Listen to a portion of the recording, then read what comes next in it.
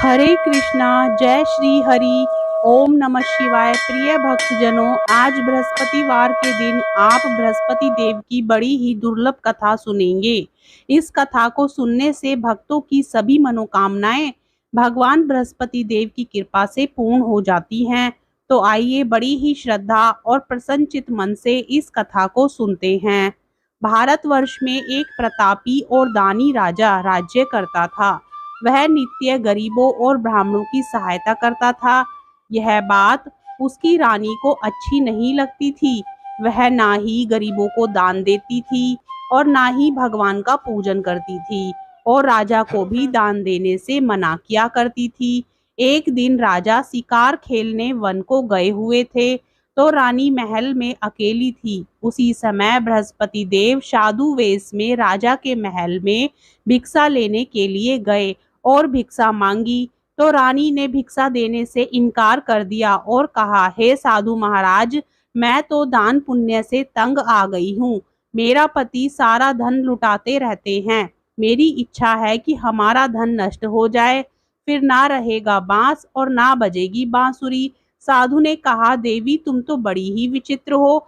धन संतान तो सभी चाहते हैं, पुत्र और लक्ष्मी तो पापी के घर में भी होने चाहिए। यदि तुम्हारे पास अधिक धन है तो भूखों को भोजन दो, प्यासों के लिए प्याऊ बनवाओ, मुसाफिरों के लिए धर्मशालाएं खुलवाओ। जो निर्धन अपनी कुंवारी कन्याओं का विवाह नहीं कर सकते, उनका विवाह करा दो। ऐसे और कई काम हैं जिनके करने से तुम्हारा यश लोक और परलोक में फैलेगा। परंतु रानी पर उपदेश का कोई प्रभाव नहीं पड़ा। वह बोली, महाराज आप मुझे कुछ ना समझाएं। मैं ऐसा धन नहीं चाहती जो हर जगह बांटती फिरूं। साधु ने उत्तर दिया, यदि तुम्हारी ऐसी इच्छा है तो तथास्तु। तुम ऐसा करना कि बृहस्पतिवार को घर लीपकर पीली मिट्टी से अपना सिर धोकर स्नान करना, भट्टी चढ़ाकर कपड़े धोना। ऐसा करने से आपका सारा धन नष्ट हो जाएगा। इतना कहकर वह साधु महाराज वहां से आलोक हो गए और साधु के अनुसार कई बातों को पूरा करते हुए रानी को केवल 3 बृहस्पतिवार ही बीते थे कि उसकी समस्त धन संपत्ति नष्ट हो गई। भोजन के लिए राजा का परिवार तरसने लगा। तब एक दिन राजा ने रानी से बोला कि हे रानी, तुम यहीं रहो, मैं दूसरे देश को जाता हूँ, क्योंकि यहाँ पर सभी लोग मुझे जानते हैं, इसलिए मैं कोई छोटा कार्य नहीं कर सकता। ऐसा कहकर राजा परदेश चला गया। वहां वह जंगल से लकड़ी काट कर लाता और शहर में बेचता था। इस तरह वह अपना जीवन व्यतीत करने लगा। इधर राजा के परदेश जाते ही रानी और दासी दुखी रहने लगी। एक बार जब रानी और दासी को 7 दिन तक बिना भोजन के रहना पड़ा तो रानी ने अपनी दासी से कहा, हे दासी, पास ही के नगर में मेरी बहन रहती है, वह बड़ी धनवान है, तू उसके पास जा और कुछ लेकर आ ताकि थोड़ा बहुत गुजर बसर हो सके। रानी दासी की बहन के पास गई। उस दिन गुरुवार था और रानी की बहन उस समय बृहस्पतिवार व्रत की कथा सुन रही थी। दासी ने रानी की बहन को अपनी रानी का संदेश दिया, लेकिन रानी की बड़ी बहन ने कोई उत्तर नहीं दिया। जब दासी को रानी की बहन से कोई उत्तर नहीं मिला तो वह बहुत दुखी हुई और उसे क्रोध भी आया। दासी ने वापस आकर रानी को सारी बात बता दी। सुनकर रानी ने अपने भाग्य को कोसा। उधर रानी की बहन ने सोचा कि मेरी बहन की दासी आई थी, परंतु मैं उससे नहीं बोली, इससे वह बहुत दुखी हुई होगी। कथा सुनकर और पूजन समाप्त करके वह अपनी बहन के घर आई और कहने लगी, हे बहन, मैं बृहस्पतिवार का व्रत कर रही थी। तुम्हारी दासी मेरे घर आई थी, परंतु जब तक कथा होती है तब तक ना तो उठते हैं और ना ही बोलते हैं, इसलिए मैं नहीं बोली। कहो दासी क्यों गई थी? रानी बोली, बहन तुमसे क्या छिपाऊं, हमारे घर में खाने तक को अनाज नहीं था। ऐसे कहते कहते रानी की आंखें भर आई। उसने दासी समेत पिछले 7 दिनों से भूखे रहने की बात अपनी बहन को विस्तार पूर्वक सुना दी। रानी की बहन बोली, देखो बहन, भगवान बृहस्पति सबकी मनोकामना को पूर्ण करते हैं। देखो शायद तुम्हारे घर में अनाज रखा हो। पहले तो रानी को विश्वास नहीं हुआ, पर बहन के आग्रह करने पर उसने अपनी दासी को अंदर भेजा तो उसे सचमुच अनाज से भरा एक घड़ा मिल गया। यह देखकर दासी को बड़ी हैरानी हुई। दासी रानी से कहने लगी, हे रानी, जब हमको भोजन नहीं मिलता तो हम व्रत ही तो करते हैं, इसलिए क्यों ना इनसे व्रत और व्रत की कथा विधि पूछ ली जाए ताकि हम भी व्रत कर सके। तब रानी ने अपनी बहन से बृहस्पतिवार व्रत के बारे में पूछा। उसकी बहन ने बताया, बृहस्पतिवार के व्रत में चने की दाल और मुनक्का से विष्णु भगवान का केले की जड़ में पूजन करें तथा दीपक जलाएं, व्रत कथा सुने और पीला भोजन ही करें। इससे बृहस्पति देव प्रसन्न होते हैं। और व्रत और पूजन बताकर रानी की बहन अपने घर को लौट गई। 7 दिन के बाद जब गुरुवार आया तो रानी और दासी ने व्रत रखा। घुड़साल में जाकर चना और गुड़ लेकर आई, फिर उससे केले की जड़ तथा विष्णु भगवान का पूजन किया। अब पीला भोजन कहाँ से आए, इस बात को लेकर दोनों बहुत दुखी थी। चूंकि उन्होंने व्रत रखा था इसलिए बृहस्पति देव उनसे प्रसन्न थे।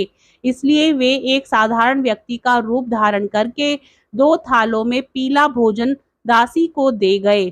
भोजन पाकर दासी बहुत प्रसन्न हुई और फिर रानी के साथ मिलकर भोजन ग्रहण किया। उसके बाद वे सभी गुरुवार को व्रत और पूजन करने लगी। बृहस्पति भगवान की कृपा से उनके पास फिर से धन संपत्ति आ गई, परंतु रानी फिर से पहले की तरह आलस्य करने लगी। तब दासी बोली, देखो रानी, तुम पहले भी इस प्रकार आलस्य करती थी, तुम्हें धन रखने में कष्ट होता था, इस कारण सभी धन नष्ट हो गया, और अब जब भगवान बृहस्पति की कृपा से धन मिला है तो तुम्हें फिर से आलस्य होता है। रानी को समझाते हुए दासी कहती है कि बड़ी मुसीबतों के बाद हमने यह धन पाया है, इसलिए हमें दान पुण्य करना चाहिए, भूखे मनुष्यों को भोजन कराना चाहिए और धन को शुभ कार्यों में खर्च करना चाहिए, जिससे तुम्हारे कुल का यश बढ़ेगा, स्वर्ग की प्राप्ति होगी और पितृ प्रसन्न होंगे। दासी की बात मानकर रानी अपना धन शुभ कार्यों में खर्च करने लगी, जिससे पूरे नगर में उसका यश फैलने लगा। उधर एक दिन राजा दुखी होकर जंगल में एक पेड़ के नीचे आसन जमाकर बैठ गया। वह अपनी दशा को याद करके व्याकुल होने लगा। बृहस्पतिवार का दिन था। एकाएक उसने देखा कि निर्जन वन में एक साधु प्रकट हुए। वह साधु वेश में स्वयं बृहस्पति देवता थे। लकड़हारे के सामने आकर बोले, हे लकड़हारे, इस सुनसान जंगल में तू इतना चिंता मग्न क्यों बैठा है? लकड़हारे ने दोनों हाथ जोड़कर प्रणाम किया और उत्तर दिया, महात्मा जी, आप सब कुछ जानते हैं, मैं क्या कहूँ। यह कहकर रोने लगा और साधु को अपनी आत्मकथा सुनाई। महात्मा जी ने कहा, तुम्हारी स्त्री ने बृहस्पतिवार के दिन बृहस्पति भगवान का निरादर किया है, जिसके कारण रुष्ट होकर उन्होंने तुम्हारी यह दशा कर दी। अब तुम चिंता को दूर करके मेरे कहने पर चलो तो तुम्हारे सब कष्ट दूर हो जाएंगे और भगवान पहले से भी अधिक संपत्ति देंगे। तुम बृहस्पतिवार के दिन कथा किया करो, 2 पैसे के चने मुनक्का लाकर उसका प्रसाद बनाओ और शुद्ध जल से लोटे में शक्कर मिलाकर अमृत तैयार करो। कथा के पश्चात अपने सारे परिवार और सुनने वाले प्रेमियों में अमृत व प्रसाद को बांटकर खुद भी ग्रहण करो। ऐसा करने से भगवान तुम्हारी सब मनोकामनाएं पूरी करेंगे। साधु के ऐसे वचन सुनकर लकड़हारा बोला, हे प्रभु, मुझे लकड़ी बेचकर इतना पैसा नहीं मिलता जिससे भोजन के उपरांत कुछ बचा सकूं। मैंने रात्रि में अपनी स्त्री को व्याकुल देखा है। मेरे पास कुछ भी नहीं जिससे मैं उसकी खबर मंगा सकूं, और फिर मैं बृहस्पति देव की क्या कहानी सुनूं, मुझको तो कुछ भी मालूम नहीं है। साधु ने कहा, हे लकड़हारे, तुम किसी बात की चिंता मत करो। बृहस्पतिवार के दिन तुम रोजाना की तरह लकड़ियां लेकर शहर को जाओ। तुमको रोज से दुगना धन प्राप्त होगा, जिससे तुम भली भांति भोजन कर लोगे और बृहस्पति देव की पूजा का सामान भी आ जाएगा। बृहस्पति देव की कथा इस प्रकार है, सुनो। प्राचीन काल में एक ब्राह्मण रहता था। वह बहुत निर्धन था, उसकी कोई संतान नहीं थी। उसकी स्त्री बहुत मलीन के साथ रहती थी। वह स्नान नहीं करती थी, किसी देवता का पूजन नहीं करती थी। इससे ब्राह्मण देवता बड़े दुखी थे। बेचारे बहुत कुछ कहते थे, किंतु उसका कुछ परिणाम नहीं निकला। भगवान की कृपा से ब्राह्मण की स्त्री के कन्या रूपी रत्न पैदा हुआ।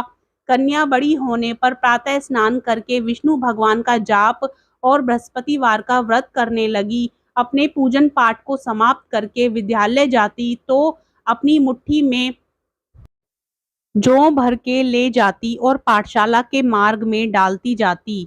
तब ये जौ स्वर्ण के हो जाते तो लौटते समय उनको भी इकट्ठा कर घर ले आती। एक दिन वह बालिका सूप में उस सोने की जौ को फटक कर साफ कर रही थी कि उसके पिता ने देख लिया और कहा, हे बेटी, सोने की जौ के लिए सोने का सूप होना चाहिए। दूसरे दिन बृहस्पतिवार था। इस कन्या ने व्रत रखा और बृहस्पति देव से प्रार्थना करके कहा, मैंने आपकी पूजा सच्चे मन से की है तो मेरे लिए सोने का सूप दे दो। बृहस्पति देव ने उसकी प्रार्थना स्वीकार कर ली। रोजाना की तरह कन्या जौ फैलाती हुई जाने लगी। जब लौटकर जौ बीन रही थी तो बृहस्पति देव की कृपा से सोने का सूप मिला। उसे वह घर ले आई और उसमें जौ साफ करने लगी, परंतु उसकी माँ का वही ढंग रहा। एक दिन की बात है कि वह कन्या सोने के सूप में जौ साफ कर रही थी। उसी समय उस शहर का राजपुत्र वहां से होकर निकला। इस कन्या के रूप और कार्य को देखकर मोहित हो गया तथा अपने घर आकर भोजन तथा जल त्याग कर उदास होकर लेट गया। राजा को इस बात का पता लगा तो अपने प्रधानमंत्री के साथ उसके पास गए और बोले, हे बेटा, तुम्हें किस बात का कष्ट है? किसी ने अपमान किया है अथवा और कोई कारण हो तो जरूर बताओ। सो कहो, मैं वही कार्य करूंगा जिससे तुम्हें प्रसन्नता हो। अपने पिता की राजकुमार ने बातें सुनी तो वह बोला, मुझे आपकी कृपा से किसी बात का दुख नहीं है। किसी ने मेरा अपमान नहीं किया है, परंतु मैं उस लड़की से विवाह करना चाहता हूँ जो सोने के सूप में जो साफ कर रही थी। यह सुनकर राजा आश्चर्य में पड़ा और बोला, हे बेटा, इस तरह की कन्या का पता तुम ही लगाओ, मैं उसके साथ तेरा विवाह अवश्य ही करवा दूंगा। राजकुमार ने उस लड़की के घर का पता बतलाया। तब मंत्री उस लड़की के घर गए और ब्राह्मण देवता को सभी हाल बतलाया। ब्राह्मण देवता राजकुमार के साथ अपनी कन्या का विवाह करने के लिए तैयार हो गए तथा विधि विधान के अनुसार ब्राह्मण की कन्या का विवाह राजकुमार के साथ हो गया। कन्या के घर से जाते ही पहले की भांति उस ब्राह्मण देवता के घर में गरीबी का निवास हो गया। अब भोजन के लिए भी अन्न बड़ी मुश्किल से मिलता था। एक दिन दुखी होकर ब्राह्मण देवता अपनी पुत्री के पास गए। बेटी ने पिता की दुखी अवस्था को देखा और अपनी माँ का हाल पूछा। तब ब्राह्मण ने सभी हाल कहा। कन्या ने बहुत सा धन देकर अपने पिता को विदा कर दिया। इस तरह ब्राह्मण का कुछ समय सुखपूर्वक व्यतीत हुआ। कुछ दिन बाद फिर वही हाल हो गया। ब्राह्मण फिर अपनी कन्या के यहाँ गया और सारा हाल कहा तो लड़की बोली, हे पिताजी, आप माताजी को यहाँ लिवा लाओ, मैं उसे विधि बता दूंगी जिससे गरीबी दूर हो जाए। वह ब्राह्मण देवता अपनी स्त्री को साथ लेकर पहुंचे तो अपनी माँ को समझाने लगी, हे माँ, तुम प्रातःकाल प्रथम स्नान आदि करके विष्णु भगवान का पूजन करो तो सब दरिद्रता दूर हो जाएगी। परंतु उसकी माँ ने एक भी बात नहीं मानी और प्रातःकाल उठकर अपनी पुत्री के बच्चों की जूठन को खा लिया। इससे उसकी पुत्री को भी बहुत गुस्सा आया और एक रात को कोठरी से सभी सामान निकाल दिया और अपनी माँ को उसमें बंद कर दिया। प्रातःकाल उसे निकाला तथा स्नान आदि करा के पाठ करवाया तो उसकी माँ की बुद्धि ठीक हो गई और फिर प्रत्येक बृहस्पतिवार को व्रत रखने लगी। इस व्रत के प्रभाव से उसके माँ बाप बहुत ही धनवान और पुत्रवान हो गए और बृहस्पति जी के प्रभाव से इस लोक का सुख भोगकर अंत में स्वर्ग लोक को प्राप्त हुए। इस तरह कहानी कहकर साधु देवता वहां से अंतर्ध्यान हो गए। धीरे धीरे समय व्यतीत होने पर फिर वही बृहस्पतिवार का दिन आया। लकड़हारा जंगल से लकड़ी काटकर किसी शहर में बेचने गया। उसे उस दिन और दिन से अधिक पैसा मिला। राजा ने चना गुड़ आदि लाकर गुरुवार का व्रत किया। उस दिन से उसके सभी कलेश दूर हो गए। परंतु जब 12वां गुरुवार का दिन आया तो बृहस्पतिवार का व्रत करना भूल गया। इस कारण बृहस्पति भगवान नाराज हो गए। उस दिन उस नगर के राजा ने विशाल यज्ञ का आयोजन किया था। तथा शहर में यह घोषणा करा दी कि कोई भी मनुष्य अपने घर में भोजन ना बनवाए, ना आग जलाए। समस्त जनता मेरे यहाँ भोजन करने आए। इस आज्ञा को जो ना मानेगा उसे फांसी की सजा दी जाएगी। इस तरह की घोषणा संपूर्ण नगर में करवा दी गई। राजा की आज्ञा के अनुसार शहर के सभी लोग भोजन करने गए, लेकिन लकड़हारा कुछ देर से पहुंचा, इसलिए राजा उसको अपने साथ घर लेकर गए और ले जाकर भोजन करा रहे थे, तो रानी की दृष्टि उस खूंटी पर पड़ी जिस पर उसका हार लटका हुआ था।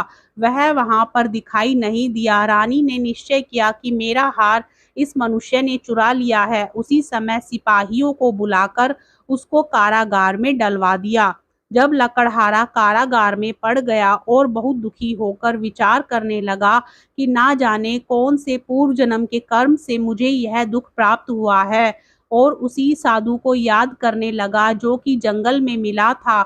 उसी समय तत्काल बृहस्पति देव साधु के रूप में प्रकट हुए और उसकी दशा को देखकर कहने लगे, अरे मूर्ख, तूने बृहस्पति देव की कथा नहीं करी, इस कारण तुझे दुख प्राप्त हुआ है। अब चिंता मत कर, बृहस्पतिवार के दिन कारागार के दरवाजे पर 4 पैसे पड़े मिलेंगे, उनसे तू बृहस्पति देव की पूजा करना, तेरे सभी कष्ट दूर हो जाएंगे। बृहस्पतिवार के दिन उसे 4 पैसे मिले।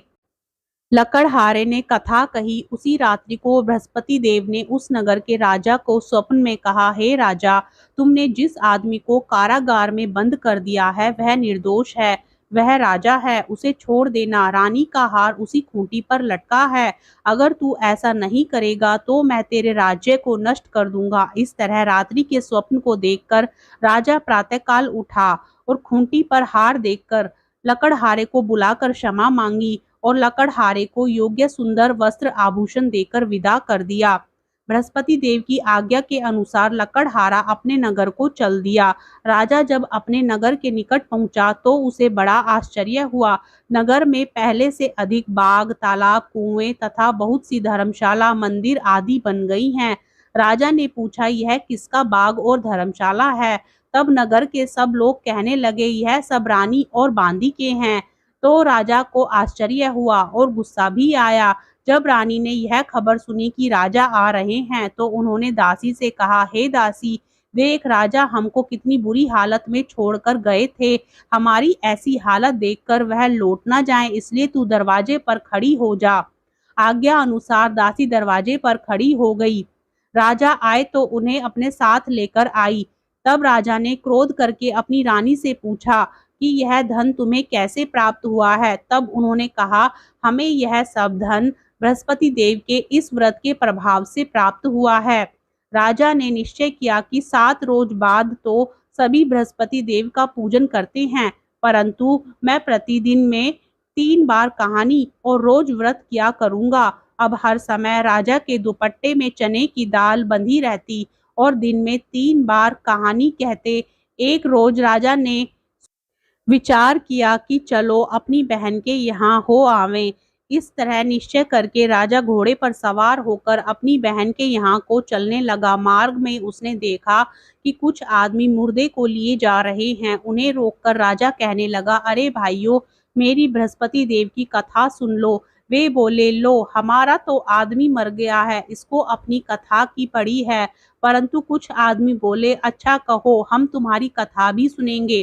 राजा ने दाल निकाली और जब कथा आधी हुई थी कि मुर्दा हिलने लग गया, और जब कथा समाप्त हो गई तो राम राम करके मनुष्य उठकर खड़ा हो गया।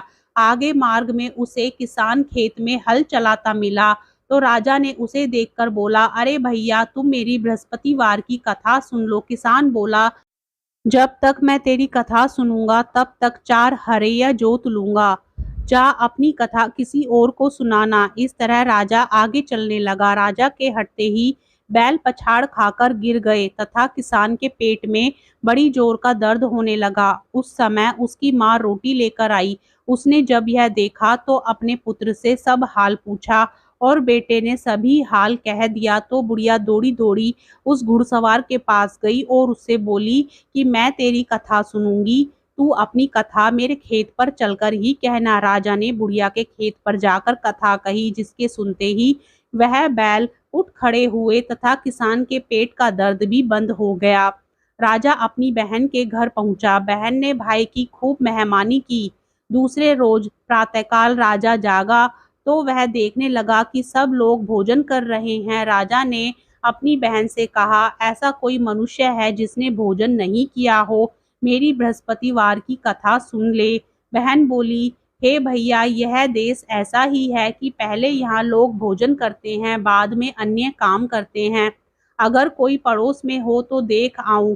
वह ऐसा कहकर देखने चली गई, परंतु उसे कोई ऐसा व्यक्ति नहीं मिला जिसने भोजन ना किया हो। अतः वह एक कुम्हार के घर गई जिसका लड़का बीमार था। उसे मालूम हुआ कि उनके यहाँ 3 रोज से किसी ने भोजन नहीं किया है। रानी ने अपने भाई की कथा सुनने के लिए कुम्हार से कहा। वह तैयार हो गया। राजा ने जाकर बृहस्पतिवार की कथा कही, जिसको सुनकर उसका लड़का ठीक हो गया।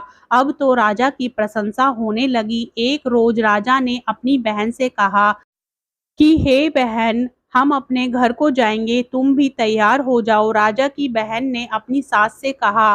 सास ने कहा, हाँ चली जा, परंतु अपने लड़कों को मत ले जाना, क्योंकि तेरे भाई की कोई औलाद नहीं है। बहन ने अपने भैया से कहा, हे भैया, मैं तो चलूंगी, पर कोई बालक नहीं जाएगा। राजा बोला, जब कोई बालक नहीं चलेगा तब तुम ही क्या करोगी? बड़े दुखी मन से राजा अपने नगर को लौट आया। राजा ने अपनी रानी से कहा, हम निर्वंशी हैं, हमारा मुंह देखने का धर्म नहीं है और कुछ भोजन आदि नहीं किया। रानी बोली, हे प्रभु, बृहस्पति देव ने हमें सब कुछ दिया है, वह हमें औलाद अवश्य देंगे। उसी रात को बृहस्पति देव ने राजा से स्वप्न में कहा, हे राजा, उठ, सभी सोच त्याग दे, तेरी रानी गर्भ से है। राजा की यह बात सुनकर बड़ी खुशी हुई। 9वें महीने में उसके गर्भ से एक सुंदर पुत्र पैदा हुआ। तब राजा बोला, हे रानी, स्त्री बिना भोजन के रह सकती है, पर बिना कहे नहीं रह सकती। जब मेरी बहन आए तुम उससे कुछ मत कहना। रानी ने सुनकर हाँ कर दिया। जब राजा की बहन ने यह शुभ समाचार सुना तो वह बहुत खुश हुई तथा बधाई लेकर अपने भाई के यहाँ आई। तभी रानी ने कहा, घोड़ा चढ़कर तो नहीं आई, गधा चढ़ी आई। राजा की बहन बोली, भाभी, मैं इस प्रकार ना कहती तो तुम्हें औलाद कैसे मिलती? बृहस्पति देव ऐसे ही हैं, जिसकी जैसी मनोकामनाएं होती हैं सभी को पूर्ण करते हैं। जो सद्भावना पूर्वक बृहस्पतिवार का व्रत करता है एवं कथा पढ़ता है अथवा सुनता है, दूसरों को सुनाता है, बृहस्पति देव उसकी सभी मनोकामना पूर्ण करते हैं। बृहस्पति देव उनकी सदैव रक्षा करते हैं। जो संसार में सद्भावना और सच्चे हृदय से बृहस्पति देव का पूजन करते हैं, उनकी सभी मनोकामनाएं उसी प्रकार पूर्ण होती हैं जैसे राजा और रानी ने बृहस्पति देव की कथा का गुणगान किया। उनकी सभी इच्छाएं बृहस्पति देव ने पूर्ण की। मनुष्य को हृदय से उनका मनन करते हुए जयकारा लगाना चाहिए। तो प्रेम से बोलिए, बृहस्पति देव की जय, विष्णु भगवान की जय, समस्त देवी देवताओं की जय। अब आप भगवान बृहस्पति देव की आरती श्रवण कीजिए। ओम जय बृहस्पति देवा, जय बृहस्पति देवा, छिन छिन भोग लगाऊं, कदली फल मेवा। ओम जय बृहस्पति देवा, तुम पूर्ण परमात्मा, तुम अंतर्यामी, जगत पिता जगदीश्वर, तुम सबके स्वामी। ओम जय बृहस्पति देवा, चरणामृत निज निर्मल, सब पातक हरता, स्वामी सब पातक हरता।